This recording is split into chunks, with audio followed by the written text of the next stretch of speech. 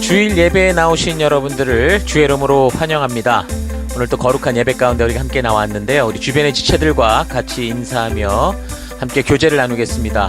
먼저 서로 인사하시고 또 한 주간 좋았던 일, 또 어려웠던 일 서로 격려하는 그런 시간들 우리 잠시 가지고 또 계속해서 우리 예배 가운데 나가겠습니다. 함께 교제하십시다.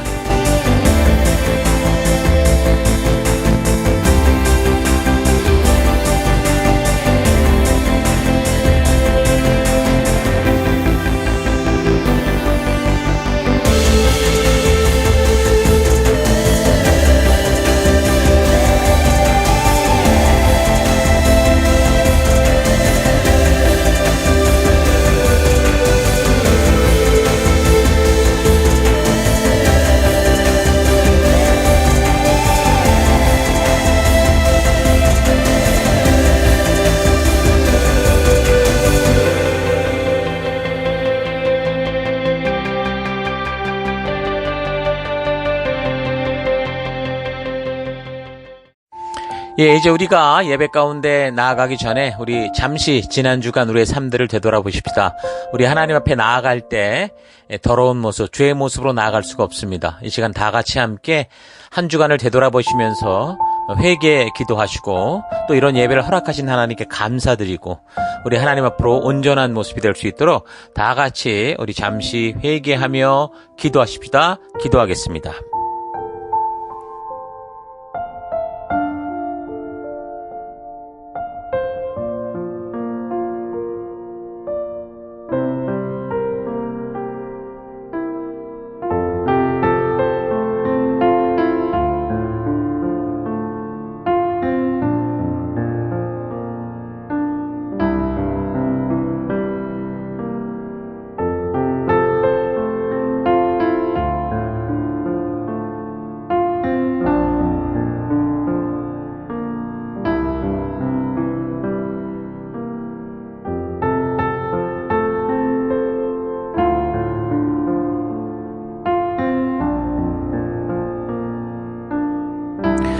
하나님, 지난 한 주간 은혜와 사랑으로 지켜주신 하나님을 찬양하며 감사드립니다.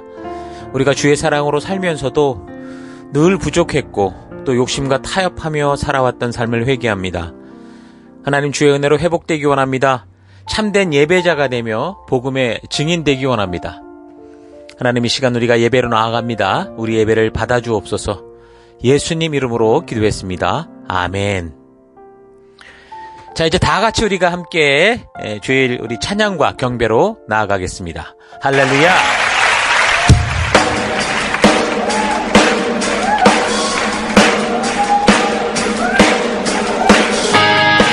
위대하신 전능의 주,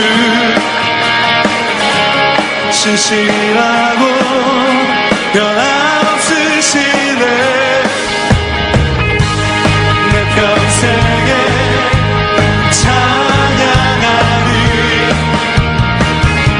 주 영광 위해 난 모든 일이 모든 나라 만물아 두 손 들고 외쳐라. 나가 높고 놀라우신 주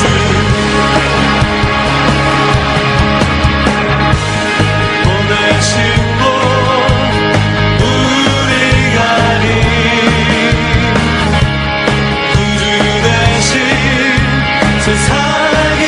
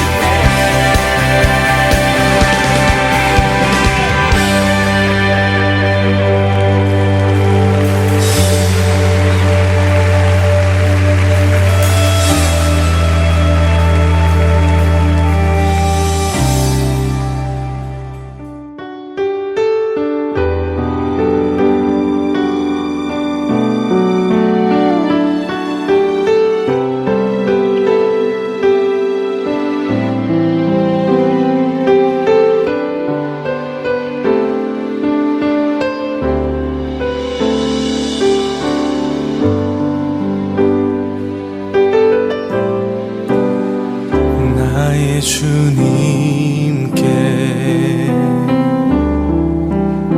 찬양 드리며 그 크신 사랑 주 임재 감사해.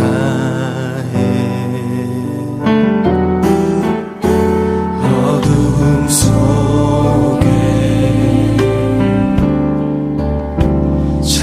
찾아오셔서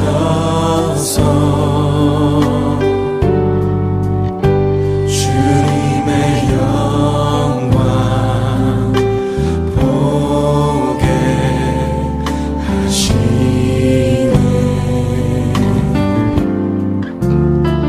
의심하는 나를 손 내밀어 잡아주시네. 두려움만 내려놓고 주 바라봅니다.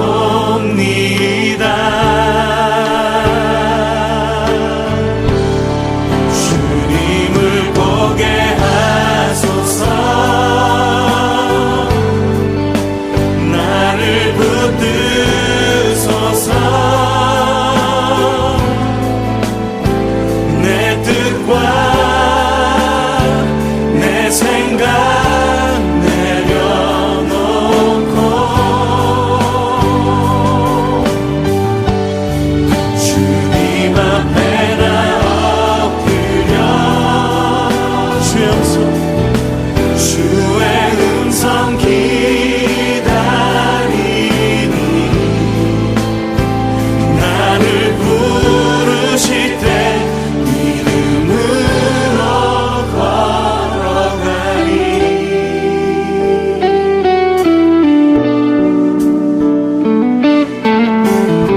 주님을 보길 원합니다. 나의 주님께 찬양 드리며 그 크신 사랑 주 임재 감사해. 어둠 속에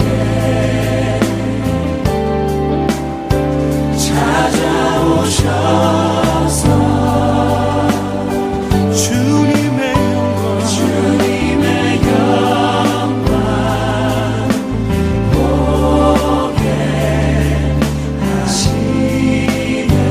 나 보게 하시네. 의심하는 나를 손 내밀어 잡아주시네. 두려움만 내려놓고 주 바라봅니다.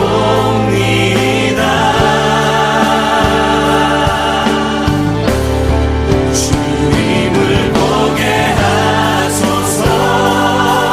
나를 붙드소서. 나를 붙드소서. 내 뜻과 내 생각 내려놓고 주님 앞에 나 엎드려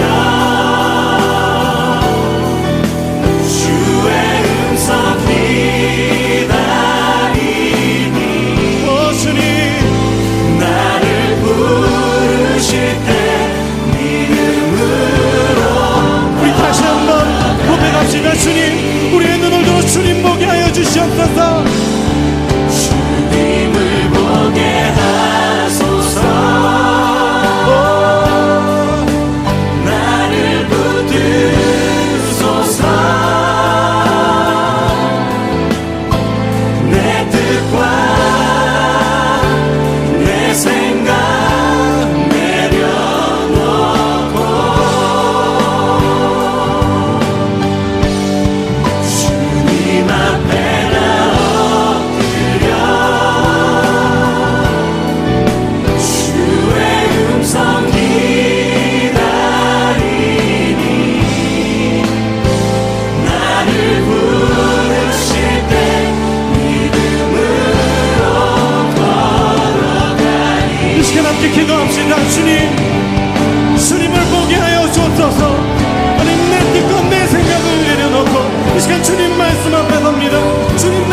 내리시고 나의 삶 속에 말씀하실 때 주님을 따르도록 이 시간 우리를 붙들어 달라고 기도하며 나아갑시다.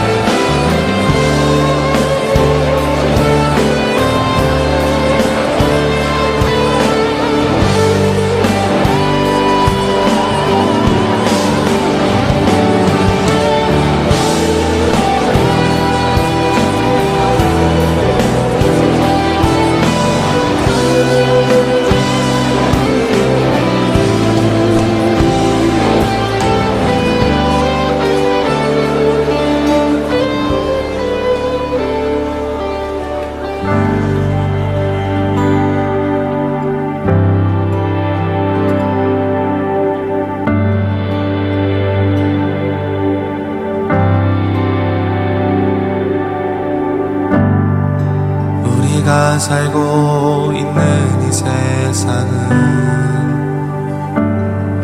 주님의 손길 안 닿은 곳 없네. 주님의 말씀을 갈망하는 우리에게 하늘의 비밀 알려주시네. 어둠 가운데 있던 이 세상에 빛으로 오신 하나님의 아들, 그의 말씀을 믿는 모든 이들에게 하늘의 영광 비춰주시네. 하나님 말씀으로 아버지 마음으로 나 달려갑니다.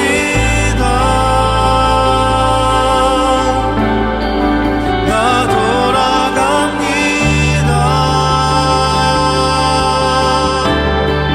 말씀이 육신 되어 말씀이 내 삶 되어 주 나라 이곳에 주님 뜻 내 안에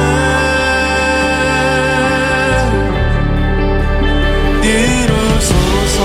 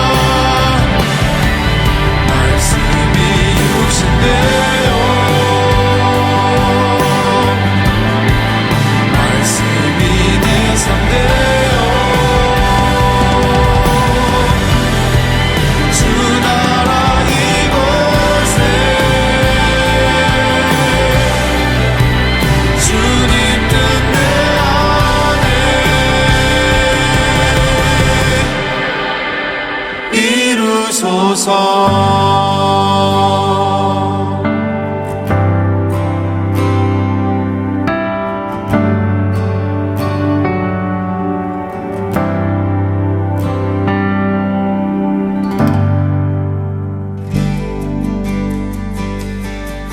거룩하신 하나님, 주의 백성들이 주의 부르심 앞에 나옵니다.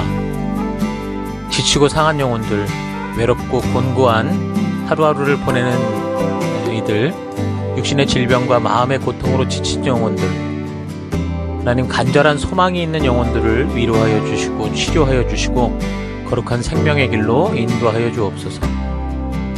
각자의 예배 처소에서 주의 얼굴을 구하며 우리 주의 임재하심이 있는 예배로 서 있습니다.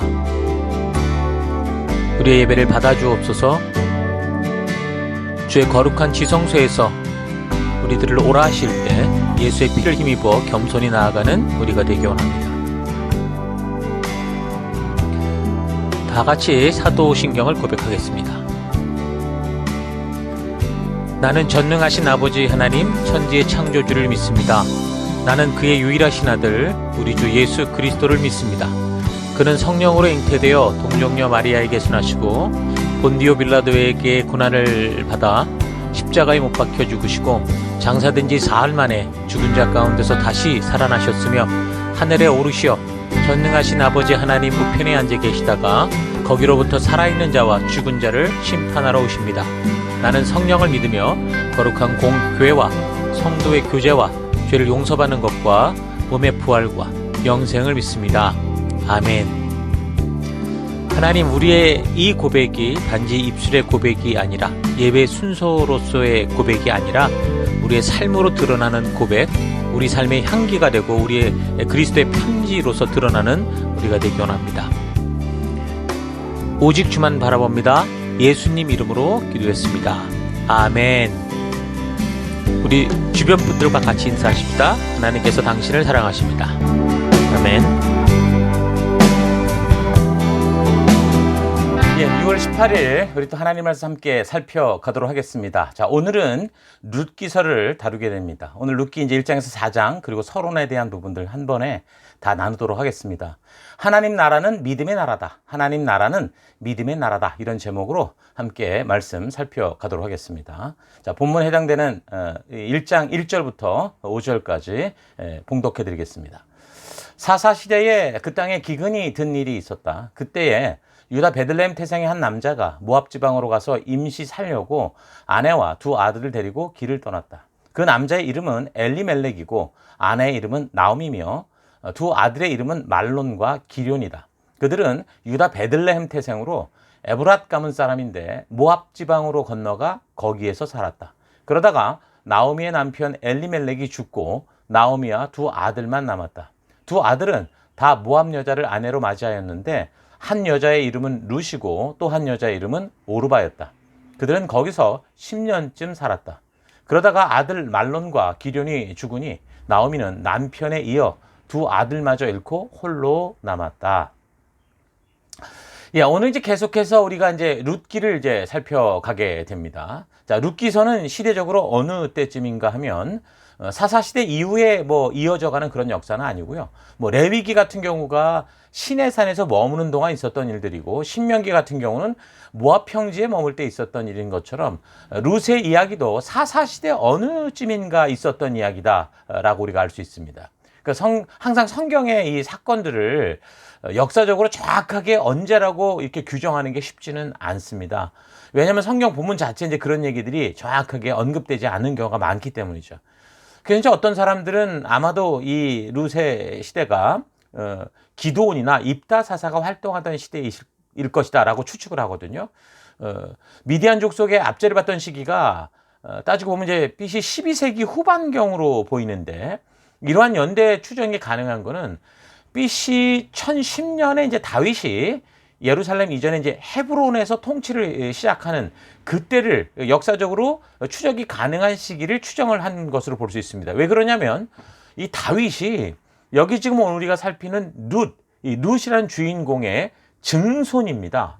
증손이기 때문에 그렇게 이제 역추적을 해보는 거죠. 그러니까 예수님의 족보를 설명해 주는 그 마태복음 1장을 통해 볼 때요. 다윗의 아버지가 이세고 할아버지가 오벳이고 그리고 그 증조 할아버지가 보아스인데 바로 이 사람이 여기 지금 룻기 주인공이 모압 여인 룻과 결혼한 사람이죠. 자, 그래서 다윗의 통치 시기를 근거로 역추ек해 볼 때 이 룻기의 사건이 있었던 역사적인 이 시기를 추산해 보니까 미디안 압박 시대였을 가능성이 많다, 이렇게 볼 수 있는 거죠. 여기 지금 화면에 표가 보여주듯이 마태복음에 나오는 예수님의 족보의 내용은 이게 딱딱 맞춰져 있는 게 아니고요. 중간중간 생략되는 부분들이 있는 것을 우리가 알 수 있습니다. 그래서 여러분들이 이런 표를 참고해서 보면 역사적인 흐름을 이해하는데 좀 혼란이 좀 적어질 수 있어요.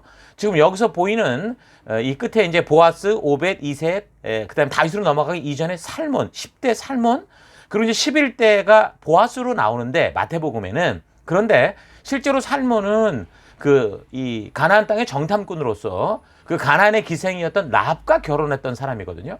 그럼 이제 가나안 초기 정복 시대 사람이고, 보아스 같은 경우 그 이후 적어도 200년, 300년 가까이 흐른 후의 사람이기 때문에 이 역사를 그렇게 딱딱 맞춰볼 수가 없어요. 그래서 이런 걸 봐야 이런 부분에서 우리가 설교를 바르게 들을 수 있고 또 바르게 할 수 있다라는 거, 역사를 바르게 분별할 수 있다라는 거 여러분 잘 기억하시기 바랍니다. 자, 룻기의 이제 저자는 그럼 누구냐? 탈무드 기록을 바탕으로 보면 이제 사무엘이 적었다, 그렇게 말을 하는데요.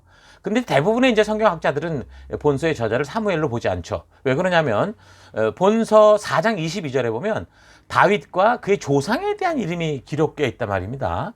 이건 아마도 이제 본서가 다윗왕의 역사적 배경을, 뭔가 다윗왕의 어떤 뿌리를 설명하기 위해서 이제 일부러 좀 적었을 수도 있다라고 보는데, 사무엘은 이 다윗이 왕에 오르기 이전에 죽었던 사람이죠. 그래서 이제 본서의 저자로 볼 수는 없다라고 보는 겁니다. 자, 그렇다면 다윗보다 더 후대일 가능성이 많은 건데, 그래서 정확히 이제 누군지는 알 수 없다고 보는 거죠. 자, 그래서 이제 기록 시기도 그래요. 룻기가 사사시대 역사를 배경으로 이야기가 전개되지만 적혀진 시기는 사사시대 이후일 거고, 적어도 이제 지금 좀 전에 말한 것처럼 다윗 이후에 늦어도 솔로몬이 왕이 되기 전이 아닐까. 자, 그렇게 이제 추측해 볼 수 있습니다. 룻기에 이제 나온 또 핵심 인물에 대해서 우리가 잘 알아야 되는데, 룻기에 나오는 핵심 인물을 읽어가다 보면 알겠지만, 일단 나오미, 그리고 룻, 그리고 이제 보아스라고 하는 인물이 나오고 있고요. 그리고 이제 주요 장소는 이제 베들레헴과 이제 그들이 이제 이민을 가는 모압 땅이라고 볼 수 있습니다. 자, 그러니 룻기 기록 목적은 이제 룻기가 적혀진 이 시기적인 그런 상황의 목적과 그다음에 룻기의 그 역사적인 내용이 진행된 때로 이렇게 구분해 볼 수 있는데요. 룻기가 적혀진 시기는 이제 사사시대를 지났을 때인데, 그 역사는 사사시대 그 시대의 그 사사시대 때를 다루고 있죠. 그래서 이제 룻기가 적혀진 시기, 그러니까 역사적인 시기로 볼 때 기록 목적은 뭐 이스라엘에 어쨌든 가장 중요한 왕이 다윗이니까 그 다윗의 뿌리를 밝히기 위해 적혔을 것이다라고 보는 거고요. 그런데 이런 역사적인 목적만을 가지고 룻기를 이렇게 보게 되면 성경 안에서 지금 이 룻기를 통해 우리가 말씀하신 하나님의 뜻을 찾기는 어렵기 때죠. 그래서 그동안 우리가 룻기서는 교훈적인 목적으로, 그래서 뭐 부모에 대한 지극한 사랑, 뭐 고부관계, 뭐 그다음에 효도, 이런 걸 주제로 설교할 때 그렇게 많이 썼었거든요. 하지만 우리가 지금 이 연대기적으로 이 성경을 살펴보는 관점에서 그 역사 안에서 내용을 본다면 이 안에 뭔가 하나님의 그 마음이 담겨 있다라는 걸 우리가 분명히 알 수 있고, 그렇다면 하나님이 어떤 의도로 이걸 보여주셨는가 우리가 추적해 볼 수 있어야 되는데, 그럼 룻기의 내용이 사사시대의 그 종교 암흑기였잖아요. 완전히 정말 하나님의 나라가 임했는데 불구하고 온전히 살지 못한, 하나님의 약속이 무시되고 그리고 사람들이 자기 생각에 옳은 대로 살아가는 그런 불순종과 방탕의 시절을 보내는 그런 시기에 벌어졌던 그런 내용인 거예요. 그렇게 보면 자신의 생각에 지금 옳은 대로 살아가면서 불순종이 판을 치고 있는, 그러니까 하나님의 말씀대로 바르게 살려고 하면 오히려 더 손가락질 당할 수 있는 그런 시대 분위기 속에서, 과연 그렇다면 하나님의 백성으로서, 그 하나님을 믿고 그 말씀의 가치를 믿는 백성으로서 그럼 그 약속들을 어떻게 지키며 살아갈 수 있는가? 그 사사시대가 완전히 바닥을 쳐내려가는 시대지만, 그러나 그 안에서 우리는 어떤 믿음의 삶을 살 수 있는가, 어떤 게 하나님의 나라인가라는 걸 여기서 분명히 보여주고 있다라고 볼 수 있는 겁니다. 그런 목적이 역사적인 목적으로 기록된 것을 우리가 볼 수 있는 거죠. 여러분, 오늘날과 같이 누구나가 다 각자 자기 생각이 옳은 대로 살아가면서 하나님과의 약속대로 사는 거는 정말 불가능하다. 오늘날 우리가 이래 살아가는 이 현실 속에서는 좀 비현실적이라고 생각하는 이런 그 분위기, 이런 상황과 환경 속에서 지금 정말 우리보다 더 했던 이방 여자였던 룻과 그 사명의 땅을 그 속에서 그 완전히 세대가 정말 바닥으로 치는 세대 속에서 그래도 말씀의 가치를 따라가고자 했던 보아스라는 사람의 삶의 모습은 어떤 상황과 환경이 와도 우리가 하나님의 약속 안에 거하고 그 말씀 안에 살아갈 때, 말씀대로 살아갈 때 참된 생명의 길이 있고 은혜가 있다라는 것을 아주 강하게 보여주고 있는 것. 그러니까 어둠 속에 빛된 모습으로 살아가는 게 어떤 것인가 라는 걸 정확히 보여주는 게 룻기다. 그러니까 믿음으로 사는 삶의 진정한 그 원형을 보여주는 모습이다라고 할 수 있는 거죠. 이 룻은 이방 여인이었다고 그랬어요. 모압 여인. 그래서 이제 하나님을 막 알아가는 어떤 신앙의 초보자. 어쨌든 그러나 하나님을 믿기로 한 그런 여자라고 본다면 나오미나 그 남편이었던 엘리멜렉 그리고 이제 이 나오미의 가정을 도왔던 보아스 같은 사람은 하나님의 명령과 약속을 하는 그러니까 하나님의 약속의 백성이었죠. 그래서 오래된 신앙을 가진 어떤 성도의 모습이다. 이렇게 좀 비교해서 볼 수 있을 것 같습니다. 그래서 이 세 사람의 모습을 통해서 우리는 하나님의 말씀대로 사는 게 지금 너무 어렵고 심지어 불가능하다고 하는 오늘 이 세대 속에서 우리가 어떤 자세로 어떤 믿음의 태도를 가지고 살아가야 되는가 이걸 분명하게 우리가 잘 볼 수 있을 겁니다. 자, 우리가 룻기를 읽을 때 이런 이 역사적인 배경과 이런 흐름을 잘 파악하지 않고 읽게 되면 룻기는 아까 말한 것처럼 그냥 고부간의 어떤 화목을 권면하기 위해서 어떤 며느리는 이렇게 살아야 돼. 뭐 시어머니 이래야 돼. 뭐 이런 어떤 여인의 현숙함을 위해서 그런 주제로 설교할 때만 듣게 되는 그런 내용이 될 수 있어요. 그러나 성경은 그렇지 않다고 그랬습니다. 성경 그 어느 것 하나하나 한 장 한 구절마다 그 안에는 하나님의 분명한 뜻이 있다고 했었죠. 그래서 우리가 그런 부분들 잘 기억하며 살펴갔으면 좋겠어요. 자, 룻기에 등장하는 주인공들을 이제 두 부류로 나누면 하나는 이제 유대인, 그러니까 하나님의 약속과 명령을 아는 그런 사람들, 그러니까 나오미와 보아스 같은. 그리고 또 하나는 이제 신앙 초보들, 그러니까 초보 신앙인, 그러니까 룻 같은 이런 두 주인공들이 나오지만 어떤 두 분류로 우리가 좀 분류해서 파악해 볼 수 있습니다. 역사적으로 성경을 살피면서 출애굽에서부터 여호수아서를 볼 때 이스라엘 백성들이란 뭐예요? 시내산에서 하나님의 거룩한 제사장답게 살아가는 명령과 약속을 받고 그 소명의 땅 가나안의 주인이 된 사람, 이런 정체성을 가지고 있던 그런 사람들이었죠. 자, 그런데 사사기를 통해 전반적으로 우리가 좀 살펴본 결과 가나안의 주인이 된 후에 이스라엘 이 백성들은 하나님의 명령과 약속, 정체성을 잊어버리고 자기 생각에 옳은 대로 살아가고 있었다라는 겁니다. 그 정체성 망각의 시대였다라는 거죠.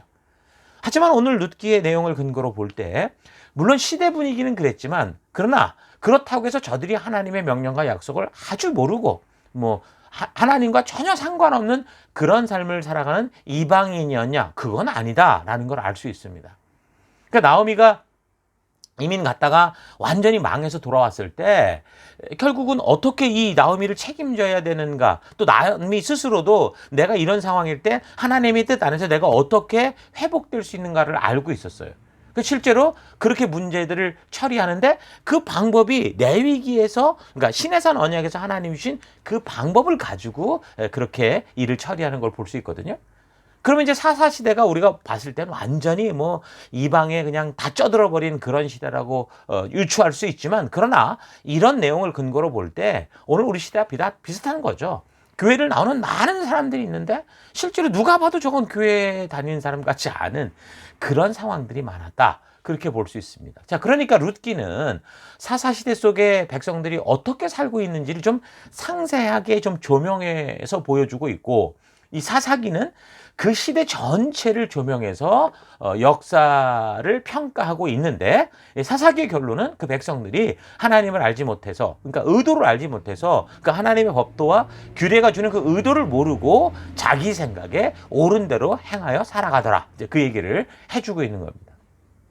그래서 지난 시간 사사기 3장에서 16장을 통해 우리가 살폈던 것처럼 이 기드온 사사부터 이스라엘 전체적으로 좀 신앙적인 태도가, 그러니까 신앙의 수준이 점점 더 급격히 떨어져가는, 그러니까 하나님의 진심을 잊어가는 하얀 곡선을 그리게 됐다라고 했는데, 룻기에서 보여주고 있는 이 백성들의 상태는 레위기의 명령과 약속을 전혀 모르고 있는 그런 건 아니라 분명히 어느 정도 지식적으로라도 알고 있었고, 그러니까 전반적으로 그런 명령과 약속을 근거로 이 이스라엘 사회나 문화가, 이 풍습이 형성돼 있었다라는 걸 알 수 있습니다. 그렇지만 결국은 어쨌든 그런 풍토와 풍습이 있었어도 자기 생각대로 살아가는 그런 시대였었다라고 염두에 두고 우리가 이 본문을 계속 읽어가야 됩니다. 그러니까 하나님의 사명을 받은 인물들이 살아가는 믿음의 그래서 두 가지 길을 보는 거죠. 사사라고 부름을 받았는데도 불구하고 우리가 살폈던 것처럼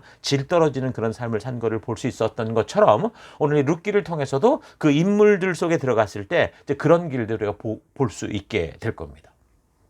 자, 하나님의 뜻을 알고 자신이 처한 상황과 환경과 그 다음에 우리가 처해진 이 일의 현장에 상관없이 말씀대로 살아가려는 그런 사람들. 그러니까 지금 우리가 룻기를 통해 그런 부류를 보는 거예요. 보아스 같은 사람.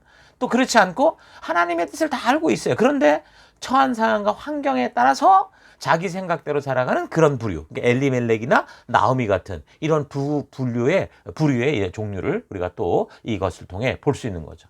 자, 그렇게 본다면 기독교가 역사적으로 이제 세계 여러 나라에서 영향력을 미치고, 또 성경의 명령을 바탕으로 이 세계적인 사회 문화, 뭐 각종 법이나 풍습, 뭐 성탄절이나 뭐 부활절이나 여러 절기 이런 게 형성된 오늘 우리 시대가 다시 한번 이 사사 시대와 상당히 흡사하게 닮아 있다라는 걸 파악할 수 있습니다. 오늘날도 성도들이 이런 사회 문화 속에서 지금 이런 두 가지 얘기를 걷고 있는 거죠. 나오미 얘기를 걷든 보아스 얘기를 걷든. 그래서 우리는 결국 이런 시대에 대한 하나님의 평가가 사사기를 통해 분명히 알 수 있듯이, 하나님의 법도와 규례를 몰라서, 하나님의 의도를 몰라서 각기 자기 생각에 옳은 대로 행하는 그런 시대가 될 수 있었다라는 거죠. 그래서 우리가 살아가는 오늘 우리 이 시대도 우리 생각대로 살아가는 시대인지, 우리가 사사기와 룻기의 말씀을 근거로 더더욱 이 시대를 분별하는 그런 지혜의 눈을 가질 수 있도록 했으면 좋겠습니다. 자, 그런 이제 내용이 담긴 룻기의 이제 구조는 지금 화면에 표와 같으니까 여러분들이 읽어 나갈 때 이 표를 참고해서 차분히 내용을 잊지 않고 읽어갈 수 있기를 바랍니다. 자, 먼저 이제 엘리멜렉과 나오미 같은 경우, 그러니까 이제 하나님의 명령을 알고 그 정체성은 하나님의 백성으로서 열방의 제사장 나라임에도 불구하고 상황에 따라서 자기 생각대로 살아가는 그런 삶들을 이제 본문을 통해 이제 우리가 좀 직접적으로 살펴보면요. 1장 1절 이렇게 말합니다. 사사들이 치리하던 때 그 땅에 흉년이 들었다, 이렇게 말하죠. 그러니까 신명기 28장의 약속을 근거로 볼 때 우리가 이제 이런 걸 잘 봐야 되는데, 순종하는 삶의 결과는 사실 풍성한 소출이었어요.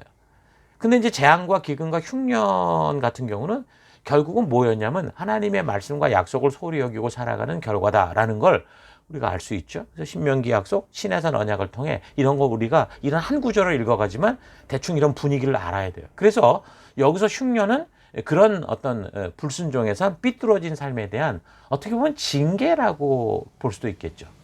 징계라는 것은 하나님의 저주, 하나님의 심판 이런 거하고는 다르죠. 저주나 심판이라는 거는 이미 이제 뭐 일이 끝나버린 거죠. 어떤 일이 끝난 결과 맨 마지막 이제 끝장이 난 어떤 상황을 말하는 거지만, 하지만 징계는 뭐예요? 그 끝장이 아니라 잘못된 길에 간 것을 바르게 잡기 위한 어떤 과정이다라고 그렇게 말할 수 있습니다. 그러니까 하나님께서 단지 이방 나라의 압박만이 아니라, 그래서 이제 그런 이 주변에 그런 이 불행들이 오기 전에 여러 가지 방법을 동원해서 이 백성들을 어떻게 하는 거예요? 약속의 길에서 떠나지 않도록 하기 위한 일들을 하셨다라는 걸 볼 수 있습니다. 흉년이 들었다라는 걸 통해서도 이런 걸 알 수 있다라는 거예요. 하나님이 그냥 내버려 둔 게 아니라 저들의 삶 속에 약속을 기억하고 돌아올 수 있는 그런 일들, 자연의 일들까지도 하나님이 사용하셨다라는 걸 알 수 있는 거죠. 그러니까 하나님께서는 그릇된 길을 걷는 백성들을 바르게 돌아서게 하기 위해서 징계를 할 때, 성경에 지금 여러 사건들을 보면 대부분 가장 먼저 그 징계의 시작이 물질적인 거나 경제적인 어려움을 겪게 하면서 상황과 환경이 어려워지면서 이런 거를 시작하는 걸 볼 수 있어요. 그러니까 물질적 어려움, 그러니까 흉년 같은 경우를 이겨내는 것은 참 힘들지만, 그런데 이제 이런 징계는 성경을 통해 볼 때 사실 그 징계의 수위를 보면 가장 가벼운 징계라고 할 수 있어요. 흉년이라는 게 그래서 그 미치는 사회 파장이 작은 건 아닌데도 하나님이 말씀하시는 징계의 범위를 볼 때는 사실 초기의 단계라고 볼 수 있죠. 이게 넘어가서 만약에 몸에 치명적인 질병이 걸려서 목숨이 왔다 갔다 하는 그런 식의 징계까지 간다면 이게 어떻게 되겠습니까? 자, 그럴 수 있다. 그러니까 흉년이라는 건 어떻게 보면 하나님의 안타까운 마음의 시작이다. 호소하는 시작이다라고 볼 수 있겠습니다. 자, 그런데 하나님께서 징계를 통해 바른 길로 돌아오라고 이제 할 때, 그럼 이제 사람들이 그걸 알아들어야 되잖아요. 근데 여러 형태로 지금 반응해요. 어떤 식이냐면 첫 번째는 막 대들고 반항하는 사람이 있습니다. 둘째는요, 도망가는 사람이 있어요. 세 번째는요, 그런 징계를 깨닫고 순위 받아들이고 자기를 돌이키고 회개하는 사람이 있습니다. 그러니까 하나님의 매, 그러니까 우리를 의의 길로 돌아오게 하기 위한 하나님의 매는 성도인 우리로서, 자녀인 우리로서 그 아버지의 매를 달게 받고 우리의 삶을 돌이켜야 되는 거죠. 그러니까 하나님은 사랑하는 사람들이 그릇된 길을 가는 걸 고집하면 처음에는 돌아오라고 말씀하시다가 그래도 그 말이 먹히지 않으면 어떻게 돼요? 그때는 이제 때리시는 거죠. 징계를 하시는 거죠. 그러니까 사랑하지 않고 별로 관심 없는 그런 자식들은 걔가 뭘 하든 신경도 안 써요. 그냥 내버려 두는 거예요. 그러니까 하나님이 우리를 그냥 내버려 두면 우리가 그게 징계라는 거예요. 우리는 살기 편한지 모르지만 그건 무서운 징계라는 거죠. 그래서 성도가 하나님의 뜻과는 전혀 상관없는 삶을 사는데도 평안하고 하는 일이 잘 된다. 이거는요, 가장 무서운 벌인 거예요. 그러니까 부모님이 네 마음대로 해. 네가 뭘 하든 간에 네 마음대로 해. 포기했다. 이미 관계가 단절됐다라고 볼 수 있는 그런 상황이라는 거죠. 여러분, 성경의 전체적인 역사를 볼 때 하나님은 당신이 사랑하는 그 아들들, 자녀들을 근실히 징계하시고 채찍질하시고 바른 길로 돌아오게 하시는 분이라는 걸 우리가 분명히 알 수 있습니다. 그래서 성경의 근거로 볼 때 이미 성도의 삶에 채찍질, 징계가 있다라는 것은 내가 지금 어떤 하나님의 기준, 도를 넘어서서 오랫동안 하나님의 음성을 외면하고 귀를 기울이지 않고 있었기 때문에 들려오는 그런 하나님의 부르심의 증거가 될 수 있는 거예요. 그래서 하나님의 징계를 우리가 받게 될 때 이걸 가벼이 여겨도 안 되고요. 도망가도 안 되는 거예요. 지금 우리가 뭔가 고쳐야 된다라는 음성이기 때문에 여기서 우리는 회개하고 돌아서야 되는 거죠. 자, 그런데 오늘 1장을 보면 이 엘리멜렉과 나오미 같은, 그러니까 그 땅에서 흉년을 맞이했던 이 사람들 같은 경우는 도망치는 길을 선택을 하게 되죠. 1장 1절부터 뭐라고 말해요? 유다 베들레헴의 한 사람이 그의 아내와 두 아들을 데리고 모압 지방에 가서 거류했는데 그 사람의 이름은 엘리멜렉이요, 그의 아내의 이름은 나오미요, 그의 두 아들의 이름은 말론과 기련이니 유다 베들레헴 에브라 사람이더라. 그들이 모압 지방에 들어가서 거기 살더니, 이렇게 나와요. 자, 그러니까 흉년은 이 백성들이 바른 길로 돌아오게 하기 위한 하나님의 징계라고 했는데, 지금 이 하나님의 징계 속에서 이 엘리멜렉과 나오미 같은 경우는 그 징계를 통해 자신들을 고치고 그걸 받아들이는 게 아니라 지금 어떻게 하는 거예요? 피해서 도망가는 태도를 보이고 있는 거죠. 잘 상황을 파악해 보면 이 사람들이 정말 뭐 먹을 게 없고 너무 흉년이 심해서 살 길을 찾아갔냐면 그게 아니에요. 이 흉년 초기에 자기들의 재산을 다 팔아서 떠난 걸 볼 수 있어요. 그러니까 경제적인 위기가 오면 정말 가난한 사람들은 정말 더 살기 힘들죠. 자, 그래서 그럴 때 하나님의 명령은 그래서 공동체가 함께 돕고 애쓰고 힘을 모아서 그렇게 살아갈 수 있도록 그런 공동체를 만드신 건데, 지금 이 나오미 가정은 어떤 상황이에요? 그 책임을 함께 감당하려는 게 아니라 이민을 가는데 거기를 피하는데 어디로 갔냐면 하나님의 분명한 법이 늘 존재하는 같은 민족의 땅이 아니라 그런 법과는 무관한 땅, 하나님의 뜻과는 무관한 땅, 그러니까 하나님께서 아예 여호와의 총회로 들어오지 못하도록 했던 그 모압 이방 땅으로 가버리는 거예요. 이 모압 족속들이 했던 짓이 그 발람을 통해서 막 속여내고 꼬여내고 그랬던 나라 아닙니까? 거기로 갔어요. 그러니까 다른 지파들이 사는 곳으로 가면 하나님의 법은 언제나 공평하고 늘 존재하니까 자리를 옮겨도 전혀 하나님의 법과는 무관한 그런 곳으로, 그러니까 모압 땅을 향해 그렇게 도망친 것이다, 이렇게 볼 수 있는 거죠. 자, 오늘날도 보면요, 많은 사람들이 교회에 등록하지 않으려는 경우가 많아요. 또는 교회를 다녀도 함께 힘을 모아서 우리가 우리에게 주신 사명 힘써 감당하면서 축복과 또 그것을 감당하기 위한 책임을 함께 나누려고 하지 않습니다. 그러니까 하나님이 계획하신 대로의 정상적인 교회라면 이 성도들이 이 교회를 떠나 어느 교회를 가든 간에 하나님의 명령과 약속이 분명하여 그 똑같은 일을 하고 있기 때문에 우리를 어디를 가든 간에 사실 하나님의 말씀대로 바르게 순종하고 책임을 함께 져가며 축복을 누리도록 그렇게 할 겁니다. 그러니까 하나님의 명령과 약속은 어떤 한 교회에만 해당되는 게 아니고요, 모든 교회, 모든 성도에게 동일한 거예요. 그 동일한 사명을 어떻게 감당할 건가라는 게 이제 교회마다 좀 다를 뿐이지 그 근본적인 건 똑같거든요. 그래서 건강하고 정상적인 교회라면 성도들로 하여금 하나님께서 머리 대신 예수님께서 머리 대신 한 공동체 속에 속하게 하려고 할 거고, 그 다음에 하나 되기를 힘쓰게 할 거고, 그리고 함께 힘을 모아주신 이 사명에 함께 책임지는 그런 하나님의 분명한 명령을 감당하는 삶으로 이끌려고 할 거라는 거죠. 자, 그래서 그런지 많은 이 교인들이 그렇게 이제 성경대로 서고자 하는 교회를 다니려고 하기보다 이제 엘리멜렉과 나오미처럼 행동하는 거예요. 그런 명령이 전혀 상관없는 걸로 그렇게 가려고 하는 거죠. 그래서 모든 사람들이 그렇지 않을 수 있으나 많은 사람들이 교회를 다녀도 등록을 안 하려고 하거나 또는 사람이 많이 모이는 그런 교회 속에서 조용히 다니려고 하거나 아니면 아예 가톨릭 같은 데로 가는 거죠. 술, 담배 먹고 마음대로 할 수 있는 그런 데로 가게 되는 거예요. 축복은 누려도 책임을 함께 감당하고 하나님의 백성답게 서야 되는 일에는 별로 관심이 없고 자꾸 피해 다니는 거죠. 요즘 많은 사람들이 큰 교회로 자꾸 모이고 또 외국 같은 데 자꾸 들리지도 않아요. 설교가 이렇게 바르게 들려오는 것도 아닌데 외국 교회로 자꾸 모이는 이유는 그런 책임을 함께 하지 않아도 되기 때문에 그렇게 가는 경우를 볼 수 있습니다. 자, 그러니까 어떤 거예요? 하나님의 자녀가 됐고 하나님의 가족이 됐다면 우리는 이제 이 세상을 향한 호스트죠. 그래서 이 세상의 게스트들을 우리가 초대해서 그들을 하나님의 백성으로 만드는 일을 해야 되는데, 그런 호스트가 되려고 하는 게 아니라 그냥 자기도 교회 왔을 때 게스트처럼 그냥 이렇게 우쭈쭈 이렇게 하면서 그런 걸 받으면서 살기를 원하는 거예요. 이런 삶을 추구하는 교인들은요, 영적으로 건강할 수가 없습니다. 이런 사람들이 교회에 함께 있으면 그 교회는 참 고통이 가중될 수 있죠.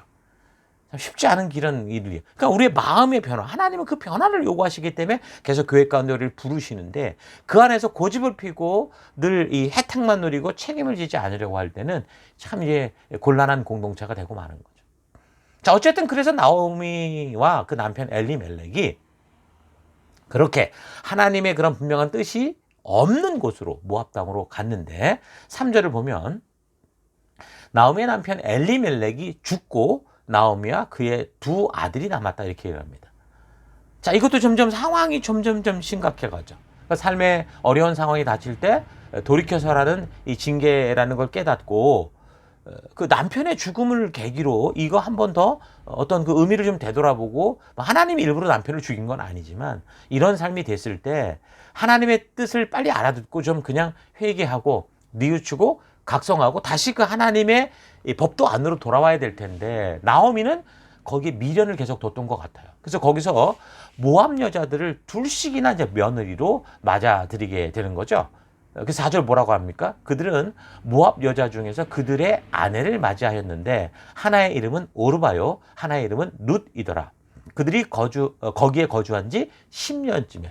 그렇게 남편이 죽고도 10년 이상을 살았다라는 거예요. 남편의 죽음이라는 그런 위기가 있었는데도 아들들이 결혼을 하니까, 그러니까 아들들이 결혼한 정도가 내가 볼 때는 그 베냐민 이스라엘 땅을 베들레헴 땅을 떠나 나올 때 재산이 좀 있었던 거죠. 그러니까 사실 돈이 있으니까 거기서 살만했겠죠. 사실 과부가 애들을 둘 데리고 산다? 이거 정말 쉬운 일 아니거든요.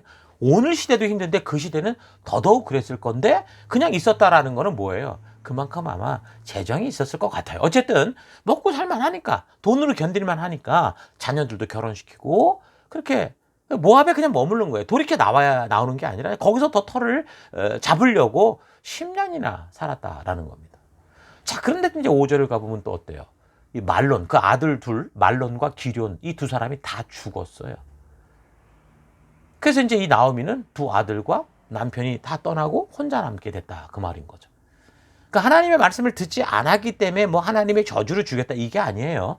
하나님의 말씀대로 살지 않는 곳이 바로 죽음의 길이다라는 사실을 우리가 기억해야 돼요. 여러분, 교통법규라는 게 그렇잖아요. 교통법규를 지키지 않았으니까 너 이리 나와, 너 안 지켰어, 다시 들어가, 차로 땅 때리는 게 아니고 법규를 어기고 도로 안으로 들어가는 순간 죽음이라는 거예요. 그 얘기를 하는 거예요. 그러니까 하나님은 불순종하면 내가 너 죽여버린다 이렇게 협박하는, 위협하는 분이 아니고요. 너희가 불순종하는 그 길, 그런 삶은 죽음의 길이야, 보호가 없어라고 우리에게 외치시고 호소하시는 분이에요. 그렇게 보면 나오미의 경우는 흉년, 그 다음에는 남편 죽고 난 다음에, 남편 죽고 나서도 10년 동안이나 하나님은 그런 경고를 주셨던 거나 마찬가지죠. 하나님은 사람의 목숨을 담보로 뭐 죽일, 너 말 들으면 복 주고 아니면 죽여, 이런 식으로 명령을 내리는 게 아니라 사람의 목숨이 허무하게 죽음의 늪에 빠져서 그냥 인생 낭비할까 봐 안전하고 복된 삶을 위한 명령과 약속을 주시는 거예요. 그러니까 사람들은 큰 죄를 지어서 지옥에 가는 게 아니고요. 이미 지옥을 향한 길에서 태어났고 거기서 걷고 있기 때문에 이 하나님의 구원의 손길을 붙잡지 않으면, 하나님이 주신 이 길로 돌아 나오지 않으면 결국은 지옥으로 가는 죽음의 길에서 완전히 벗어날 수 없는 그런 모습이라는 거죠. 나오미의 가정에 이런 일들이 벌어진 것이 그래서 단지 어떤 한순간의 실수를 가지고 하나님이 그 보복처럼 이렇게 하신 게 아니고, 4절을 참고하면 나오미 스스로가 10년이라는 시간 동안 돈도 있고 뭐 자녀 아들 둘 듬직한 게 있고 그러니까 계속 그릇된 길을 걸으면서 괜찮아, 괜찮을 거야 변명하며 살았다라는 거죠. 하나님은 그의 백성들이 그릇된 길을 갈 때 하나님은 성실하게 돌이킬 것을 말씀해 주시는 분이에요. 그래서 여러분들이 하나님의 뜻대로 살지 못하는데 마음 편하면 그거 고통인 거예요. 하나님이 떠난 걸 수도 있어요. 심하게 말하면. 우리의 양심이 계속 찔리고, 내가 예배를 늦은 거에 대해서 괴롭고, 또 못 나간 것에 괴롭고, 내가 주의를 잘 지키지 못하는 것에 괴롭고, 뭔가 말씀대로 걸으려고 하지 못하는 것이 괴로워야 정상이지. 너무 이게 편안해지면 이거 문제라는 거죠. 근데 이제 나오미는 하나님의 그런 뜻을 알고 주께서 주신 약속과 명령을 알고 부르심을 알면서도 10년 동안이나 그 불순종을 고집하고 스스로 편하고 쉬운 길을 택한 건데, 결국 그 결과는 뭐예요? 하나님이 그 신명기 28장 시내산 약속을 통해, 모압 평지의 약속을 통해 말했던 그대로 그냥 일이 벌어지고 만 거죠. 자, 나오미에 대한 이제 이런 이야기 속에, 이제 이런 사람의 이야기 속에 이제 룻이라는 여자가 이제 등장을 하게 됩니다. 룻은 말씀드린 것처럼 모압 땅의 여인이었어요. 모압이란 하나님의 뜻과는 상관없는 삶을 사는 그런 문화였고, 이방인이죠. 거기다 이들이 섬겼던 우상은 그모스라고 하는 그런 우상을 섬긴 민족이었습니다. 모압 여인 이 룻은 바로 이런 땅에서, 이런 문화 속에서 어려서부터 하나님과 전혀 상관없는 그런 삶을 살아왔던 삶이죠. 근데 지금 어떻게 뭐 유대인 가정으로 시집을 가게 된지는 몰라. 근데 뭐 하긴 뭐 우리도, 우리 자녀들이 지금 외국 땅에 와서 뭐 그들이 살아가고 늘 생활하는 그 사회 속에 가면 전부 외국인들이니까 쉽게 만날 수도 있었을 거라고 보지만, 어쨌든 아마도 룻은 이제 이런 식의 결혼을 계기로 하나님을 알게 됐을 거라고 봅니다. 그냥 뭐 나오미의 아들들이 뭐 잘생겼으니까 또는 뭐 어떤 이유로든 서로 연애를 하게 됐는데, 그러면서 이제 이 집의 분위기도 알고, 그들이 믿는 신들, 그들의 어떤 그 습관이 있잖아요. 비록 외국에 나갔어도 이들이 하나님의 뜻을 떠났지만, 하나님의 뜻을 떠났다고 하나님을 떠난 건 아니거든요. 그러니까 거기서 그래도 지들이 아는 대로 그 어떤, 우리도 여기 와가지고 한국인의 계절을 지키며 살듯이 그랬을 거라고 봐요. 자, 그렇게 해서 이제 룻은 이제 그 하나님에 대한 그분이 계시다라는 걸 알게 되고 듣게 되는 거겠죠. 자, 그런데 시집을 가고 나서 이게 남편이 10년 만에 죽은 거잖아요. 젊은 나이로 한 20대로 예상이 되는데 그 남편들이 이제 죽고 만 거예요. 결국 그래서 나오미는 모든 것을 잃고 고향에 이제 돌아가야 될 그런 지경이 된 거예요, 이제는. 그래서 남편을 잃은 두 젊은 이 며느리에게 그래서 이제 다른 방법이 없으니까 너희 친정으로 돌아가라. 아직 젊으니까 가서 새 삶을 살아도 될 것 같아. 그래서 보내려고 했어요. 자, 그래서 이제 기럐의 아내였던 오르바는 시어머니와 그렇게 눈물로 헤어지고 이제 집으로 돌아왔고요. 굉장히 상식적이죠. 사실 뭐 시집을 갔는데 시집 식구가 다 죽고 나면은 어떻게 그렇게 삽니까? 가끔씩 요즘 한국에 보면은 베트남이나 이런 데서 시집 갔던 분들이 남편 죽고 이래가지고 정말 시부모님과 자기만 살게 되는 경우가 있는 일들이 벌어지더라고요. 근데 가끔 이제 방송을 보면 그럼에도 불구하고 계속 좀 섬기며 살려고 하는 그런 사람도 있었어요. 근데 보편적으로는 대부분 떠나 나오죠. 그런데 이제 말년의 아내였던 이 룻 같은 경우는 시어머니 나오미를 떠나지 않고 오히려 시어머니의 하나님을 내가 섬길 거고 그리고 내가 시어머니와 죽을 때까지 함께 하겠다. 이런 결단을 하고 이제 그런 길을 걸어가려고 하는 거죠. 그러니까 시어머니였던 나오미는 오히려 그들의 편안한 삶을 위해서 각자의 집으로 가라. 그렇게 강권하여 이렇게 괜찮다고 했는데도 근데 이제 룻의 결정은요. 이스라엘의 하나님을 따라가는 거였어요. 물론 이제 그 눈으로 볼 때는 시어머니 나오미와 함께 하겠다는 결정이었지만 그러나 그의 결정은 뭐예요? 그 하나님. 이제 그 내가 이 민족을 따라가겠다라는 것은 다른 민족, 자기 민족에서 섬기던 신을 버리고 그다음에 이 이스라엘의 하나님을 따라가겠다라는 거였거든요. 그러니까 믿음의 삶을 살겠노라고 했다가도 많은 사람들이 그렇잖아요. 위기를 만나면 오히려 하나님을 버려요. 그리고 세상의 편리와 생존을 따라 우상을 따라가는 경우가 태반이에요. 그런데 이제 룻 같은 경우는 사실 이스라엘 땅에 와서 산 사람도 아니고 여기서 살다가 다 죽어도 돌아갈 판인데 룻은 자기 땅에 살면서도 그 시어머니를 따라가려고 하는 거죠. 그 시어머니의 삶이 그때 과부의 삶은 남자가 없는 그런 시대, 그 시대에 그 남자가 없는 삶은 정말 고되고 힘든 거였어요.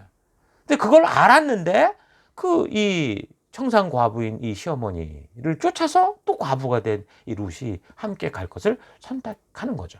그래서 전 이 부분이 룻이 선택한 건 어려운 처지에 있는 시어머니도 시어머니지만 그가 이제 분명히 믿을 그 하나님, 그의 신, 그건 이제 믿음을 선택했다라고 생각을 하는 겁니다. 그래서 룻이 어떻게 위기 속에서도 하나님을 선택하게 되었는지 그 배경은 잘 모르지만 분명한 건 룻은 그 하나님을 선택한 게 맞아요. 그러니까 편리한 삶이 아니라 이렇게 어렵고 힘들지만 그 하나님을 믿는 그들의 삶 속으로 가기 위해 그가 믿음의 길을 선택한 건 맞죠. 여러분 저는 이게 이제 믿음은 선택이라고 분명히 저는 그렇게 생각을 합니다. 지금도 어떤 사람들이 교회를 다니며 이제 믿음에 우리가 전도할 때 이제 믿게 하려고 할 때 뭔가 사람을 빨리 믿게 하려면 막 기적을 보여주고 이러면 사실 빠르니까 특히 그래서 이제 뭐 성령으로 이렇게 기도하다 보면 성령이 와서 뭐 방언도 터지고 뭐 병도 낫고 이러면 막 빨리 될 거라 생각을 해요. 그것도 하나의 방법이라고 생각을 하고 빨리 가는 방법이지만 그건 그렇게 되는 게 아니에요. 여러분 결국 믿음은요 그렇게 들어와도 결국은 선택의 기로에 서 있게 돼 있어요. 그 기적 때문에 믿은 사람은 다 무너지게 돼 있고 기적을 통해 하나님의 부르심에 그 선택 앞에 서는 그 길에 서게 될 때 비로소 바른 믿음으로 가게 돼 있죠. 그러면 여러분들이 혹시 그런 기적적인 경험을 체험치 못했다 하더라도 여자친구 때문에 왔고 남자친구 때문에 왔고 뭐 누구 때문에 왔다 하더라도 이렇게 말씀에 대한 하나님의 살아계신 역사에 대한 이야기를 들으며 그런 분이 하나님이셨구나 라는 걸 룻처럼 듣고 그 다음에 여러분의 선택에 따라서 우리의 믿음의 길을 바르게 걸어갈 수 있다라는 거죠. 그러니까 룻의 이 믿음의 여행은 이렇게 믿는 집안으로 시집을 와서 물론 뺀질거렸지만 그래도 와서 하나님에 대해 듣게 됐고 그리고 그가 이제 이 하나님을 믿는 선택에서 시작을 하는 거예요. 물론 성경대로 보면 믿음이라는 게 하나님께서 먼저 주시는 선물이다. 에베소서 2장 8절 그렇게 얘기를 해요. 어쨌든 중요한 건 선물인데 그 선물이 그렇게 와도 그걸 받지 않으면 어떻게 돼요? 아무 소용이 없다라는 거예요. 이 선물을 선택한 사람들만이 그 하나님 주신 선물을 받는 사람들만이 그러니까 믿음으로 응답하는 사람들만 믿음으로 선택하는 사람들만이 하나님이 주시는 값없는 은혜를 누리게 된다라는 거죠. 그러니까 똑같은 선물이 오르바라는 이 며느리와 룻이라는 며느리에게 주어졌는데 오르바는 포기한 거고 룻은 믿음의 선택을 한 겁니다. 그래서 룻은 하나님을 믿는 가정으로 그렇게 시집을 와서 비록 남편이 다 죽고 과부가 되는 어려운 위기를 당했지만 그가 남편은 잊었어도 하나님을 잊지 않는, 그래서 하나님을 원망하거나 뭐 그렇게 한 게 아니야. 또 자기가 믿던 축복 주는 어떤 자기네 그 우상과 비교하고 그런 게 아니라 이게 알게 됐고 내가 믿게 된 하나님을 따라갈 것을 선택을 하는 거예요. 믿음은 선택입니다. 잊지 마십시오. 자, 이제 믿음의 삶을 시작하는 우리 지체들이 이곳에도 있을 건데 여러분 여기 이 룻이라는 사람의 신앙을 잘 보고 본받을 수 있기를 바라요. 내 상황과 환경이 잘 되고 안 되고에 따라서 뭐 하나님을 있다고 믿는가 또는 안 있다고 없다고 생각하는 이렇게 결정하려고 하지 마시고, 비록 상황과 환경이 예수를 믿고 오히려 최악이 되어가는 것 같아도 여러분은 이 성경과 역사 속에 이 내용, 살아계신 하나님에 대한 이야기를 충분히 들으시고 이거를 통해서 하나님의 신실하심을 믿는 믿음의 선택을 할 수 있는 여러분 되기를 축원합니다. 자, 하나님을 향한 믿음의 초기에서부터 이런 믿음의 바른 선택을 시작한 이 룻은요, 계속해서 순종과 또 계속해서 순종의 길을 걸어가므로 결국에는 어떻게 되는 줄 아세요? 다윗이라고 하는 이스라엘 역사에서 절대 빼놓을 수 없는 최고의 왕을 배출하는 믿음의 명문 가문의 혈통이 돼요. 더 나아가서 역사적으로 바로 이 혈통을 통해서 누가 와요? 바로 예수 그리스도 메시아가 탄생하는 엄청난 일이 벌어지게 됩니다. 자, 그러니까 나오미는 믿음의 풍요로운 환경 속에서도 불순종을 선택을 하며 모든 것을 잃어가는 그런 모습이었다면 룻은 최악의 환경 속에서도 믿음을 선택함으로 결국 하나님이 준비하신 축복된 인생을 누리는 그런 모습을 보여주는 거죠.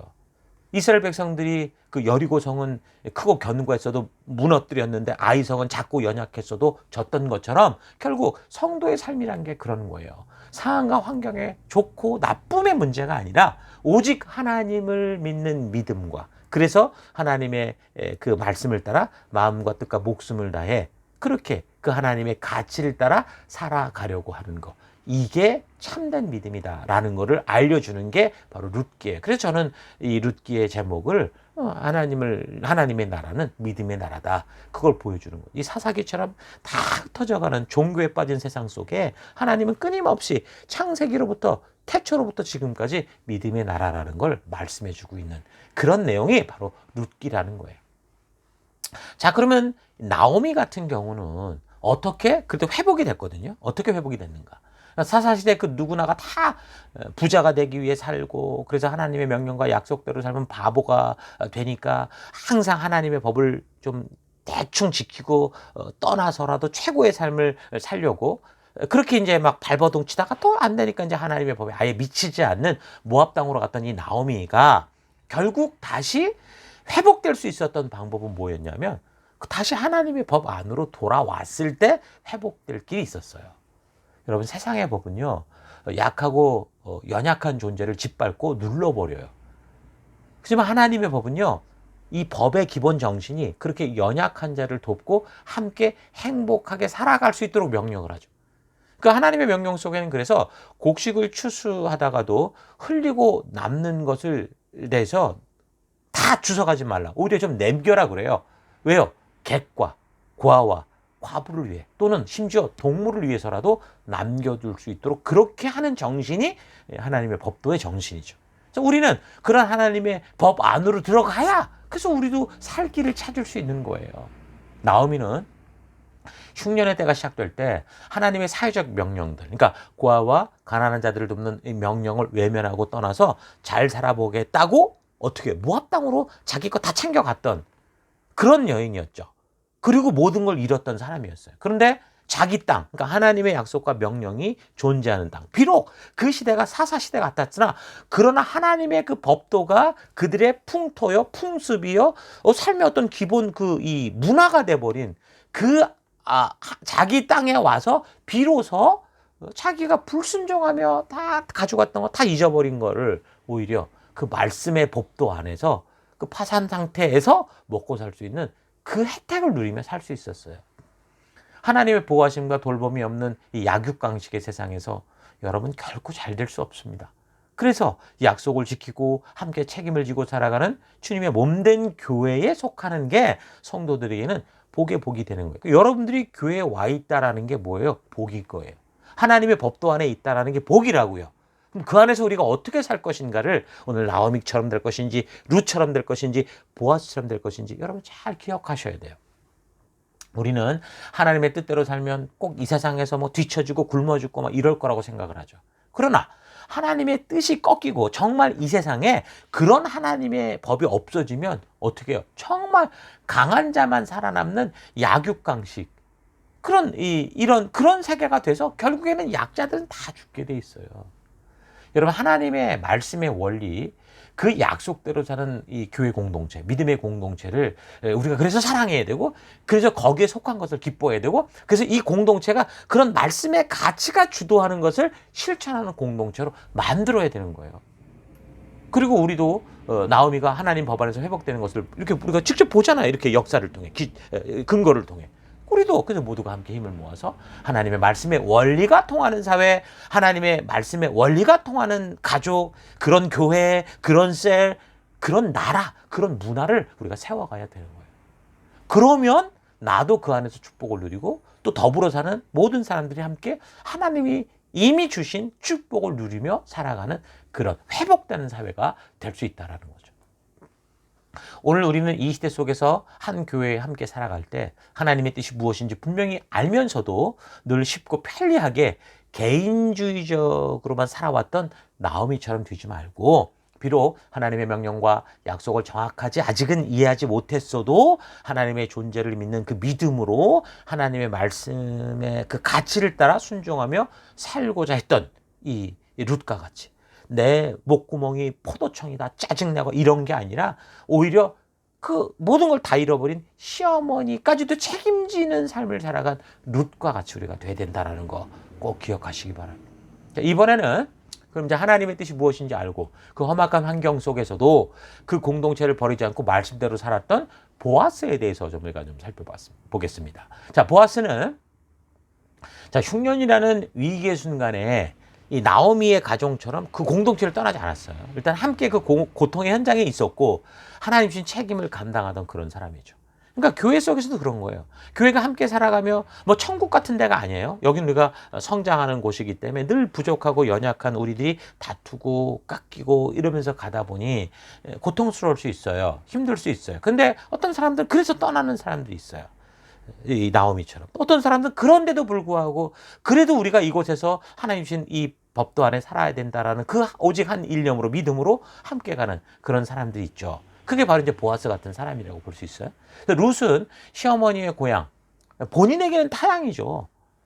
그 성실하게 거기까지 와서 거기서 성실하게 어머니의 그 먹거리를, 그러니까 삶을 책임지며 살았던 거죠. 그 어떻게 살았냐면 남의 밭에 가는 거예요. 그래서 그 사람들이 추수하다가 떨어지는 그 볼이 있잖아요. 떨어진 그 곡식들을 주워서 어머니를 먹인 거예요. 그러니까 막 길거리 동냥한 거죠. 그러다가 이제 그렇게 이제 그 이 남의 밭에서 그 이 곡식 떨어진 거 줍다가 마침 보아스라는 사람의 밭에 가게 됐고 거기서 식량을 줍게 됐는데 그게 이제 모으게 됐는데 이 보아스는 어떤 관계였냐면 이 엘리멜렉, 그러니까 나오미의 남편 엘리멜렉과 친척이었어요. 친척. 그러니까 보아스도 그래서 이 모압 여인이니까 나오미가 나오미가 모압 땅에 갔다가 다 죽고 며느리 하나 데리고 왔더라. 이제 이런 소문을 들었겠죠. 근데 그 며느리가 모압 여자인데도 그렇게 나오미를 잘 섬기고 복량하고 공량하고 그러고 있더라. 이런 얘기를 들었던 거예요. 그래서 이제 룻이 와서 곡식을 주시려고 하니까 호의를 베풀어 주는 거예요. 절대 저 여인에게 뭐라고 하지 말고 조금 더 많이 남겨라. 이런 식으로.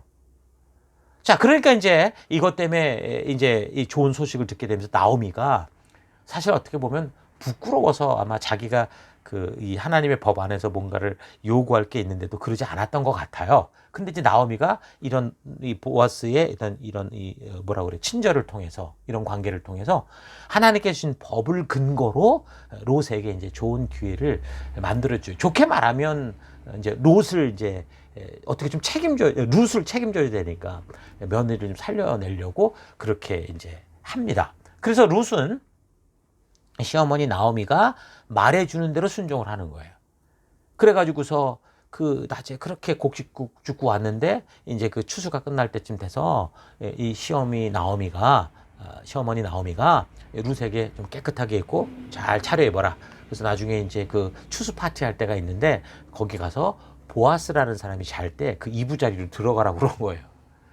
그 당시 결혼 풍속으로 봐서 룻의 나이가 뭐 20대였을 거라고 보는데 아무리 돈이 많고 뭐 호의를 베풀고 뭐 책임을 져준다고 해도 어떻게 쉽게 말하면 오늘날 노인네 아닙니까? 그런 방법으로 시집을 가라고 할 수 있겠습니까? 요즘 뉴스대로 하면 말 그대로 뭐 70대 돈 많은 사장님에게 20대 소녀가 아무것도 없으니까 가정 살리겠다고 팔려가는 거하고 같은 일인 거죠. 이게 지금 어떻게 보냐에 따라 달라요. 지금 근데 이게 지금 나오미가 이렇게 했던 거는 뭐에 근거로 그랬다고 그랬어요?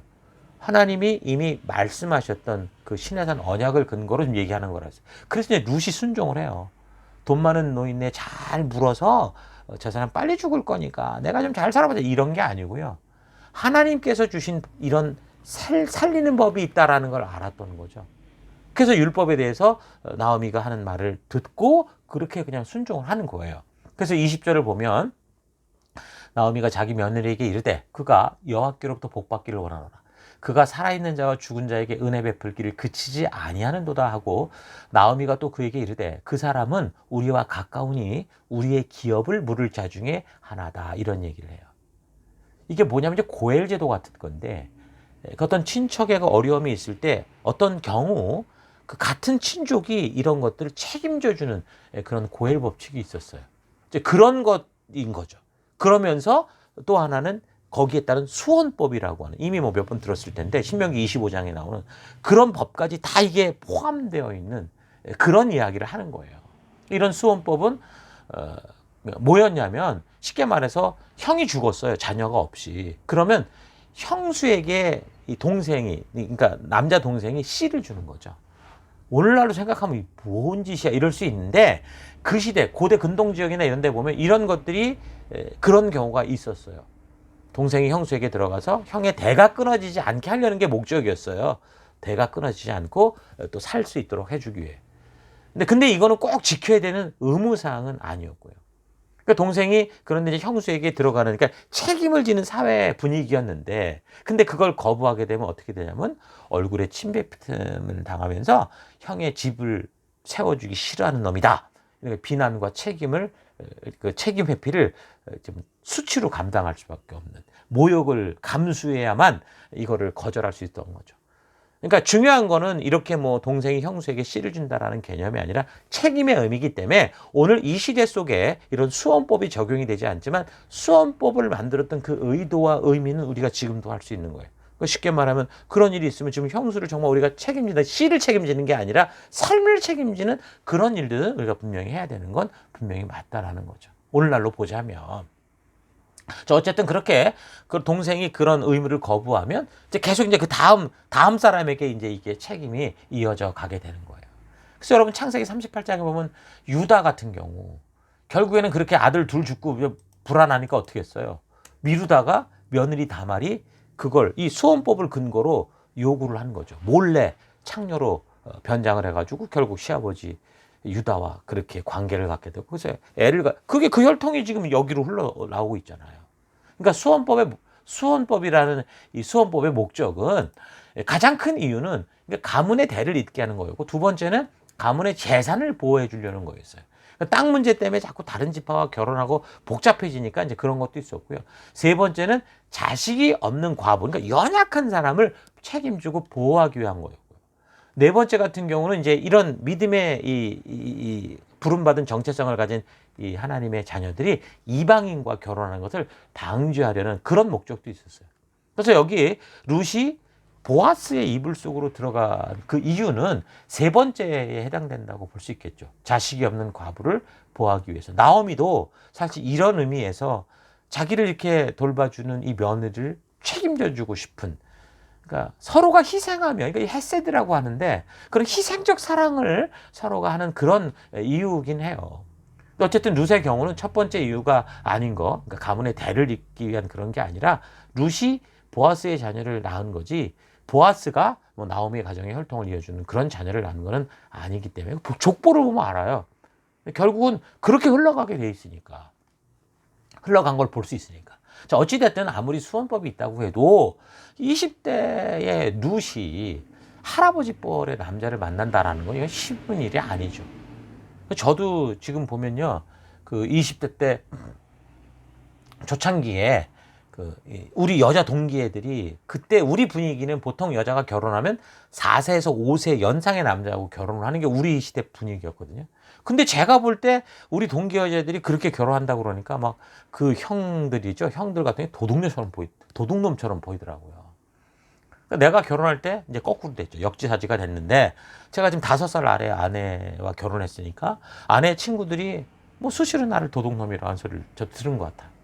자, 그런데 시어머니가 이 할아버지 같은 사람에게 그렇게 가라고 한다면, 여러분 요즘 MZ세대 같은 경우 어떻게 생각하겠습니까? 미쳤냐고 그러겠죠. 근데 그럼에도 불구하고 룻은 시어머니의 말을 들어요. 그리고 그게 이제 율법의 약속이라는 걸 알고 그대로 순종을 하는 겁니다. 왜냐하면 그것이 하나님의 법대로 볼 땐 부도덕한 게 아니거든요. 위기의 사람을 구하는 하나님의 보호책이었기 때문에 그 하나님의 법도 안으로 들어가는 거예요. 근데 이런 일이 벌어졌을 때 보아스의 이제 입장에서 보는 거예요. 생각해 보면, 그렇게 이제 잔치가 끝나고 자고 있었는데 어떤 여자가 내 이불 안에 들어와 있는 거예요. 자, 그러면 뭐 요즘 아주 이상한 일 많은 것처럼 이게 무슨 횡재냐 그러면서 몹쓸 짓을 한 게 아니고 차분히 이 일의 자초지종을 물어보는 거. 너 왜 그러니? 이러면서. 그래서 오히려 룻의 이런 이 믿음과 순종의 삶, 이가 왜 이렇게 이런 행동을 했는가라는 거를 보고 오히려 감동하죠. 그래서 더 룻을 지켜주려고 자기가 더 나서는 걸 볼 수 있습니다. 3장 10절을 보면, 그가 이르되 내 딸아 여호와께서 너에게 복 주시기를 원하노라. 네가 가난하건 부자건 젊은 자를 따르지 아니하였으니. 자, 여기를 봐도 일단 보아스가 나이가 많았다라는 걸 알겠죠. 네가 베푼 인애, 이게 이제 헤세드인데 인애가 처음보다 참 귀하다. 네가 지금 시어머니 살리겠다고 너를 희생하는 거 아니냐, 이렇게 얘기를 하는 거죠. 11절. 그래서 그리고 이제 내 딸아 두려워하지 마라. 내가 너의 말대로 너에게 다 행하리라. 너가 현숙한 여자인 줄을 우리 성읍 백성이 다 알고 있어. 이렇게 얘기를 하는 거죠. 뭘 요구했겠어요? 이런 이 헤렘의 이 수원법과 이런 걸 따라서 나도 책임지고 이 가정도 좀 지켜달라, 그 얘기를 한 거죠. 그러니까 그때나 지금이나 그냥 생각해봐도 젊은 사람들은 뭐 젊은이들을 좋아하고 그렇게 사랑할 판에 위기에 빠진 시어머니의 말을 듣고, 그리고 그 어머니가 믿는 하나님에 대해 사실 자세히 알지는 못했지만 그 하나님을 믿는 믿음의 삶이나 이런 거야, 하나님이 만든 법도는 이런 거야 라는 걸 알고 그 가치를 따라 들어가는 이 마음, 소중히 여겨주고 칭찬을 해주는 거죠. 왜요? 그 시대 아마 보아스도 그 얘기를 들었다면 나오미에게 자기가 사실 어떤 의무를 감당해야 되는 걸 알고는 있었을 것 같아요.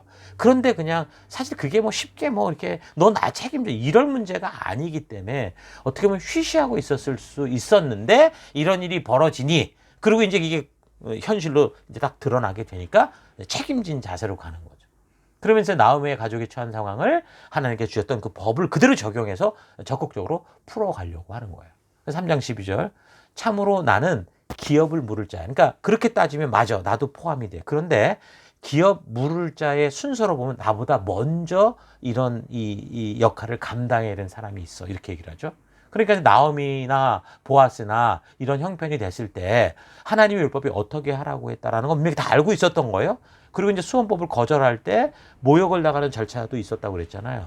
근데 보아스는 이제 자기보다 먼저 누가 있었다고 그랬어요. 그럼 이제 그 사람에 대해서 그 사람이 먼저 너 해볼래? 해가지고 그 사람을 싫은 거를 억지로 하게 해서 창피를 주려고 한 게 아니라, 내가 정말 책임을 지고 싶은데 법대로 하자면 내가 먼저가 아니니까 하나님의 법이 말씀하는 그대로 그 사람에게 하는 거죠. 물어보는 거죠. 그러니까 하나님의 의도대로 순종하려고 하는 이런 보아스의 태도를 볼 수 있는 거예요. 가난하고 공경에 처한 자를 돕기 위해 말씀의 가치대로 그렇게 하는 거죠. 어떤 사람들은 지금 봐요. 성경을 해석할 때도 성경 해석을 통해 사람을 공경에 빠뜨리고 정죄에 빠뜨리는 경우가 있습니다. 성경에는 사실 이 모든 목적이 사람을 살리기 위한 거지 죽이려고 하는 게 아니에요. 사람을 바보 만들려는 게 아니고요. 사람의 그릇되고 온전치 못한 것을 바르게 세우기 위한 그런 하나님의 말씀이 성경에 있어요. 단지 우리가 죽고 나면은 그 천국 가는 방법 이게 있는 게 아니에요. 이 땅을 살아갈 때 우리가 어떻게 부자로 사는가, 복 받고 사는가 이런 내용이 있는 게 아니고 이 땅에서 우리가 하나님의 말씀대로 살고자 할 때는 하나님이 이 땅에서나 천국에서나 모두를 살리는 그런 행복한 삶을 살 수 있는 그 말씀이 있는 거예요. 사사시대와 같은 어려움을 똑같이 겪고 살아가는 나오미, 그러니까 엘리멜렉과 보아스 이 둘의 공통점이 뭐예요? 어쨌든 이런 하나님의 그 신에선 언약들을 알고 있었다라는 건데 그런데 그들의 행동이 전혀 달랐죠. 나오미는 그 율법을 알면서도 아예 처음부터 무시하고 피하려고 했다면 보아스 같은 경우는 물론 처음에는 좀 묵묵히 있었는지 모르지만 이제 어쨌든 그게 현실적으로 도움이 요구되고 하나님의 어떤 그 요청이 왔을 때는 물론 룻이 직접 얘기한 거지만 그렇게 요청이 왔을 때는 심지어 책임지려고 했을 때 엄청난 손해를 보게 돼 있어요. 사실 이게 그냥 알았어라고 끝나는 게 아니에요. 젊은 여자가 나한테 오는 게 아니고요. 그 나오미 집안이 가지고 있었던 모든 재산을 회복시켜줘야 되는 그런 일이 있었거든요. 이 책임을 감당하겠다 그러면 그 나오미 가족에게 속했던 땅, 또 이민을 떠나며 팔았던 땅 이런 거 다 다시 사가지고 나오미 가정을 회복시켜주는 그러니까 완전히 딱 보면 손해인 거예요. 그러니까 하나님의 법대로 하면 땅은 이렇게 매매를 한다고 해도요. 50년, 그러니까 이 희년이 지나면 이 땅이 원래 주인에게 다 돌아가게 돼 있어요. 하나님의 법도예요. 그게 원래. 근데 이제 그 전에 땅을 다시 살려고 하거나 이럴 때 이제 뭔가 내가 필요해서 이 땅을 팔 수 있는 50년 뒤에는 오는데 그러니까 이 땅을 아주 파는 게 아니라 50년이라는 기준을 놓고 땅의 가치를 정한 다음에 시간이 얼만큼 남았냐에 따라서 그 땅값이 정해지는 거거든요. 그런 식으로 하나님이 하게 했기 때문에 근데 어쨌든 그렇게 보든 어디 나오면은 그 땅을 그런 식으로 처리하고 갔었기 때문에 그걸 다 이제 다 거꾸로 자기가 사야 되고 해야 되기 때문에 상당히 부담스러운 일이었죠. 그러니까 보아스는 누구나가 다 알면서도 하나님의 말씀대로 살지 않으려는 그런 이 사사 시대 분위기 속에서 비록 값비싼 대가를 내가 치르고 많은 손해를 봐도 하나님의 말씀이 이러하니 내가 순종하는 삶을 살아야 되겠다라고 그렇게 나아갔던 사람인 거예요. 자, 보아스처럼 상황과 환경이 어떠하든 하나님의 말씀대로 순종하고자 한다면 이 사회는 누구나가 행복하고 정말 감사가 넘치는 그런 삶을 살 수 있지 않겠습니까? 보아스도 헤세드의 사랑을 보여주는 거죠. 희생적인 사랑. 뭔가 이걸 했다고 해서 뭘 대가를 받는 사랑이 아니라 모든 걸 값없이 주는. 그러니까 예수님이 우리에게 그 생명을 값없이 주신 것처럼 그런 모습을 보아스를 통해서도 볼 수 있는 거예요. 그래서 룻기서를 통해서 우리는 어떤 상황과 환경 속에서도 하나님의 말씀대로 순종의 삶을 살아가는 거룩한 제사장 나라, 빛된 백성을 찾으시는 하나님의 마음을 볼 수 있어야 되는 거죠. 여기 룻처럼 하나님에 대해 듣게 될 때 우리가 그분을 믿음으로 선택하고 비록 정서적으로, 문화적으로, 감정적으로 뭔가 느낌이 오지 않더라도 내가 믿고자 한 하나님이기에 그분의 말씀이기에 그들을 순종하고자 하는 그런 삶을 살아가는 그게 성도인 거예요. 이 혼탁한 세상 속에서 이 어두운 세상 속에서 우리가 살아갈 성도의 삶의 태도인 거죠.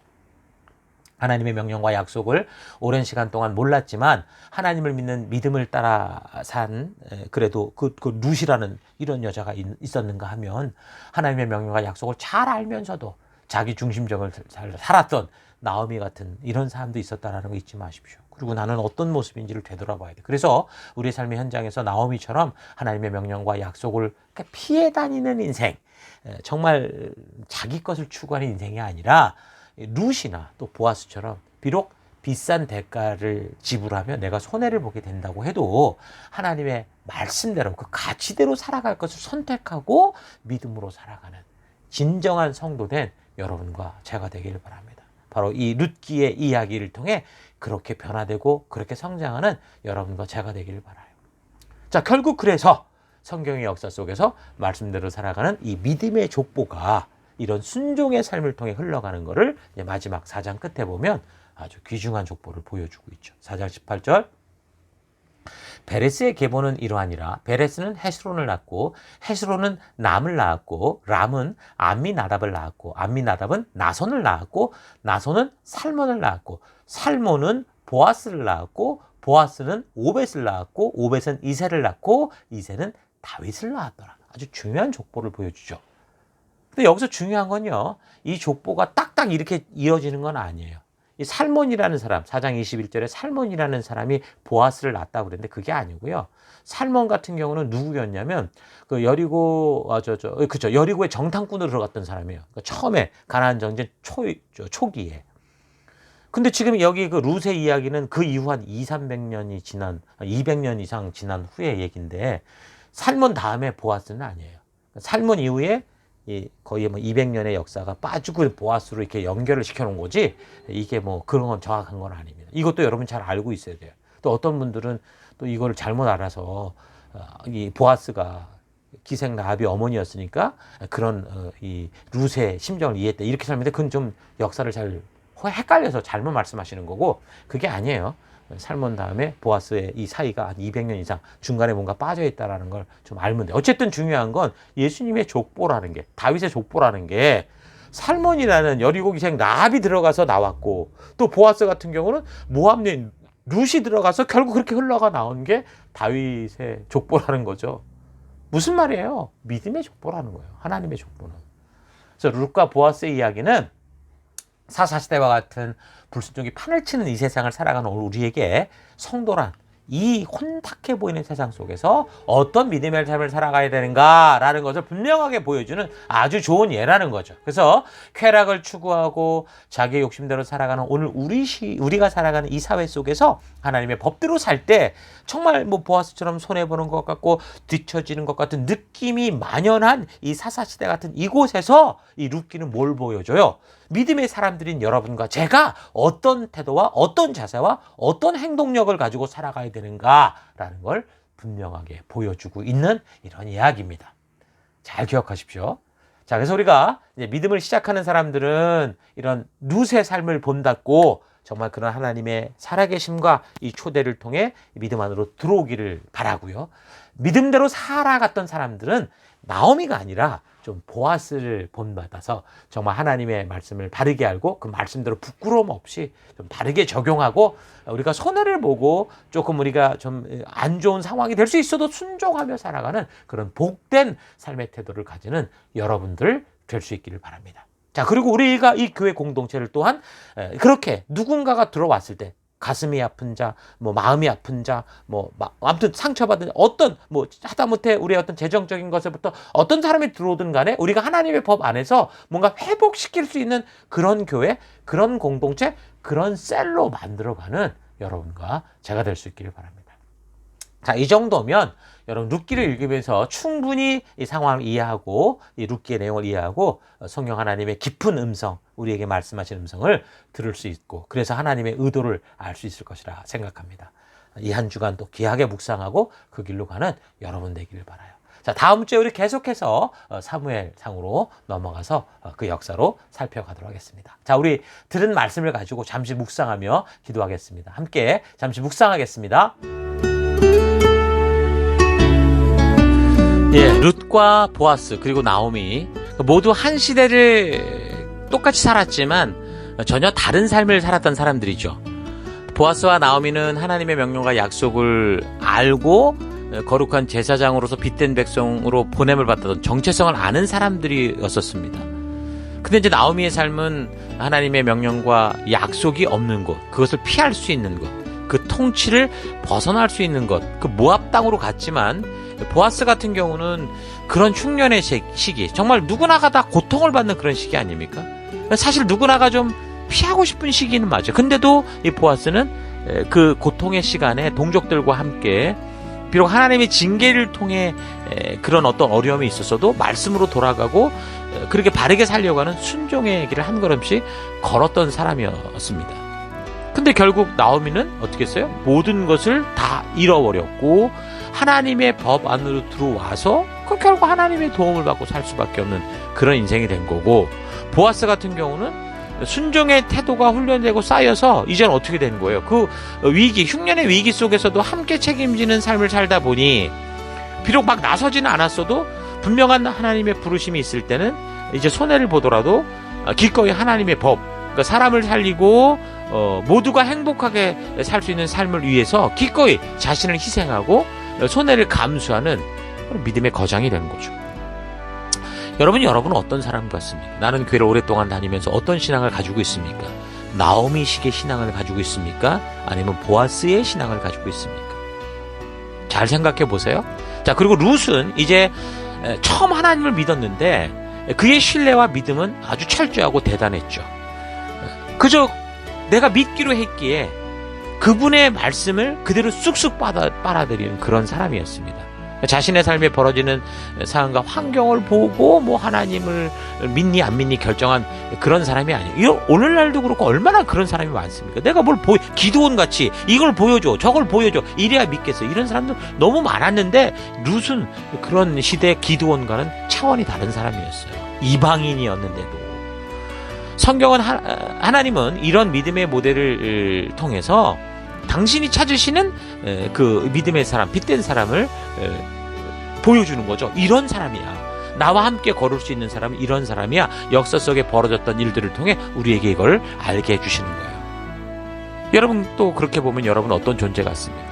상황과 환경을 늘 탓하고 그 핑계와 변명 속에서 나오미처럼 10년씩이나 어쨌든 자기를 고집하며 살아가는 그런 인생인지, 아니면 룻이나 또 보아스처럼 좀 심한 대가를 지불하고 좀 거친 인생이 되더라도 하나님의 말씀대로 그렇게 살려고 하는 인생이었는지 여러분 차분히 좀 되돌아보기를 바랍니다. 자, 그러면서 오늘 이 본문의 내용을 기억하고 그래서 회개와 결단, 감사와 믿음의 눈을 넓게 열게 해달라는 우리 기도 함께 나눴으면 좋겠어요. 먼저 우리가 온전치 못한 게 있으면 하나님께 회개하며 기도하십시다. 하나님, 분명히 나는 하나님의 정체성을 가진 자인데 그런데 삶은 나오미 같았습니다. 엘리멜렉 같았습니다. 여러분 회개하세요. 그리고 하나님, 주님께서 주신 이 하나님의 법도 안에서 나오미가 회복된 것처럼 우리도 그렇게 살 수밖에 없는 존재임을 알고, 그래서 우리 교회를 그렇게 하나님의 법도가 통치하는 교회가 되게 하고 그런 가정이 되게 하고 더 나아가 우리 사회가 되는 그런 일에 내가 더 힘쓰기 원합니다. 그렇게 결단하며 또 기도했으면 좋겠습니다. 그래서 하나님의 은혜로 이제 내게 주어진 사명의 땅에 섰는데 사명을 감당하지 않고 내가 원하는 대로 살았던 것 회개하시고, 위기의 때 하나님의 말씀대로 땀 흘려 함께 가는 게 아니라 도망치는 인생 살아왔다면 그것도 회개하시고, 이제는 하나님 보아스처럼 어떤 상황과 환경이 다가와도 감당하는 인생, 책임지는 인생, 그 고통의 길을 함께 걷는 인생, 그러나 그 안에서 더 주의 말씀과 뜻대로 나아가 책임지고 함께하는 인생 되기를 원합니다. 결단하며 우리 잠시 기도하겠습니다. 기도하십시다.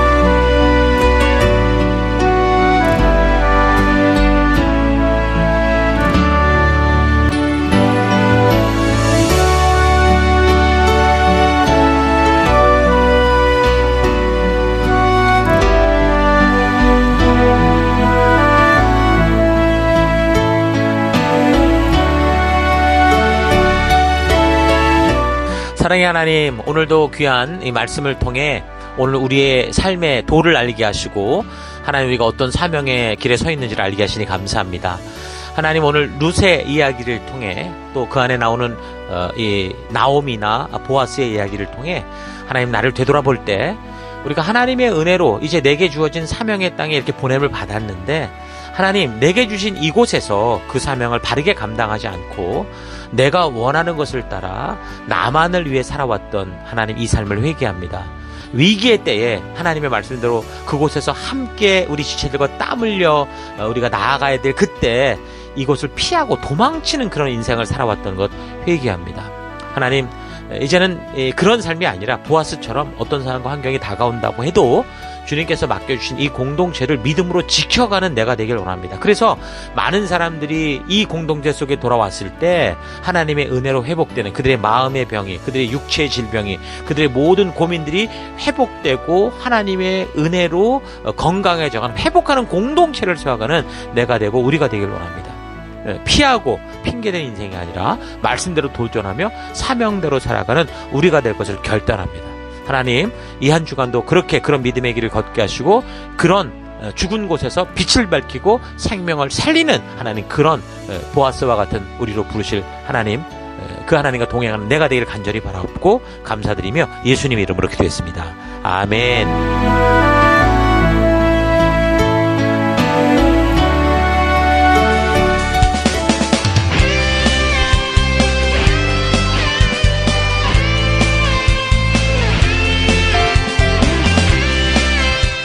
2023년 6월 18일 교회 소식을 함께 나누겠습니다.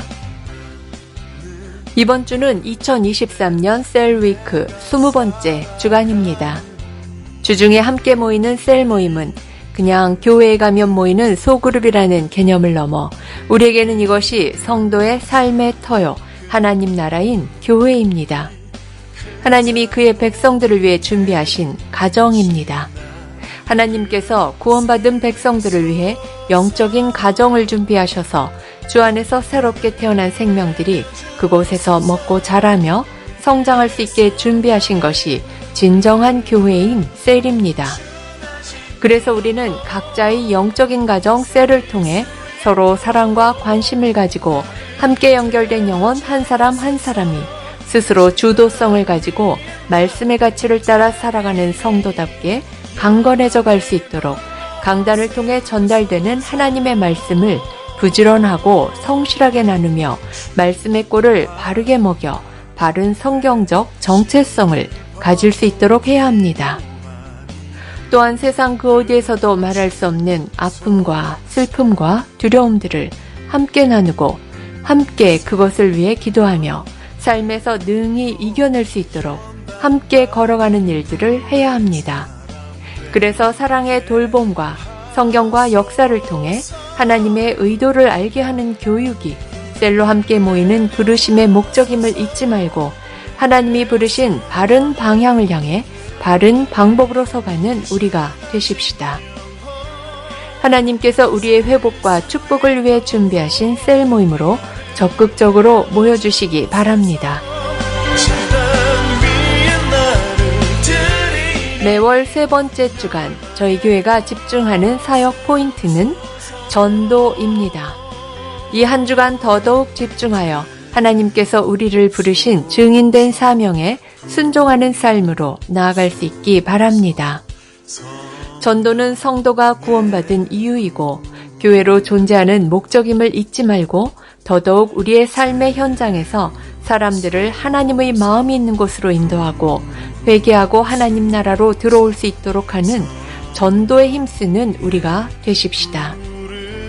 자신의 삶의 주변을 보며 자주 만나게 되고 함께 삶을 공유하는 사람들 중에 예수님의 사랑을 모르는 이들이 있다면 또는 하나님을 오해하고 자기 생각대로 하나님을 만들어 사는 사람들이 있다면 그들이 바로 하나님께서 우리에게 하나님의 마음을 전하기 원하는 지체들인 것을 잊지 말고 늘 저들의 영혼 구원을 위해 기도하며 하나님과 함께하는 예배와 말씀 앞으로 인도하는 우리가 되십시다.